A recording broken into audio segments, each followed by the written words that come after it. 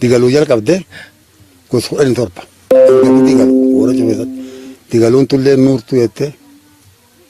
tiitti udumtu walaa jiidaaddoo eemma jettee fuula jaha qoodamte nuurtuun tunu deebitee fuula 10 qoodamte digaluun nuurtuu jedhama mixoo gobba hala hu'anna cabdoot garde gootu saaboot hiddoo liibanootee qoodamte akkasiin gosa booranaa hedduu jira karramii callaan manaan 39 booranni yoom gadaan buluu calqabe laata hin beekamtu wanni boorana wanni beekan amma gadaanii beekamtu 71 lagartee suniin duratti amma gadaa xuxlaangoo gadaa diidmandee gadaa walee kookoo gadaa yaayyaa goloo gadaa maxaloo gadaa duufaa yaayyaa gadootuun akkasii wal ta'antuuf akka maqbaa isiin beekneef irraa kutan kan kanaan dura gan 72 gargar citteedha gadaatti eegisuni alii gurraachi yaayyaa nam jedhanitti nami beekaani aadaa gadaa tan deebise gadaan waan dhiyaataatiniti kunam gaafii gadaa yookuun eegi gadaan baddeetti deebi'ani gadaa yoo jalqabee maqbaas isii waliin waan gadaa sun keessatti uumamu waliin akkasii nama warri baratu kun barreessa lafaa malee gadaan hin dhiyaattu guyyaan gosaa gogeessi bahe ka gochi baattuun hin dhiyaattu amma gochi tun jiru deemtee namni noonutu baarritu an jedhu walit duutti walit duutti anan borbor buleedhaan kun bulee canaa jiloo lafee callata bakkaa maaldahii dooyyoo boosoo cabaqaa jaarsoo baarii dalloo godaanaadha akkasuma yaatee amma gochitu walti duuda dhufti namni akkamiin gostaaf namni tokko ilmaan 10 dhala ilmaan taan 10 dhalti namni kun ufittuu lamaan tokko baa jechuudha. Mee booranni gaa sirna gadaatiin buluun beekama akkamiin sirna gadaatiin bulame. Gadaan tun beektaa bulchiis booranaati. Amma amantiin booranaa dhawaa dhibaayyootti. Dhibaayyoon amma akka lafa almaa horii kan irreechaadhaan kan. Sirbiin qabu jiliin qabu waaqa yaammataa dhufanii waaqa yaammataa galan gadaalleen dhibaayyoo kana baati gadaan ammoo bulchiisa to'annoota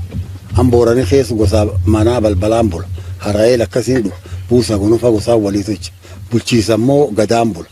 gadaan kun adulajaa filama sabbo 3 goon 3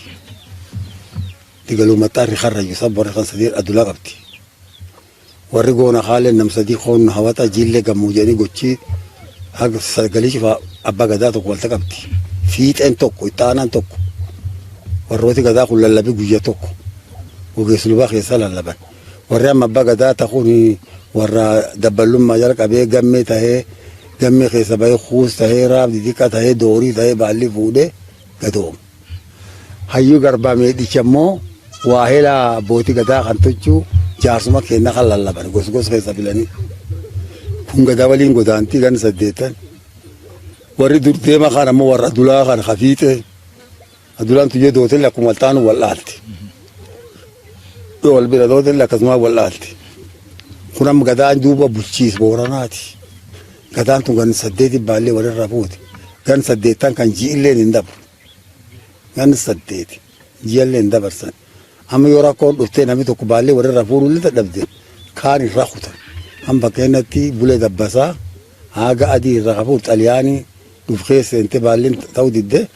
gani 5 callaa bahanii haani kan gadaan isa lagar haani dabarte jechuudha tanaaf gadaan tun hin dabartu guyyaa meedhichaa guyyaa buttee dhaaban hin dabru baalliin hin dabartu amma gumiin gaa'olleen gadaa agaa sun callaan taa'in guyyaan gadaa agaa sila gumiin teetu guyyaa xaliyaanii lafa Itoophiyaa keessa baqattee baandaan xaliyaanii haan boorana maliiban as balleessu sun guyyaa sun gumiin gadaa sun hin taa'in sun achi gumiin gaa'olleen gadaa abbaa tokko keessa ganna bireessoo irratti eetti gan sadeessoo irra mataa buufatanii gan lammeessoo irratti ijoollee nyaachis nyaatti gan tokkeessoo amma baallee fuudhan kaan garba lallabanii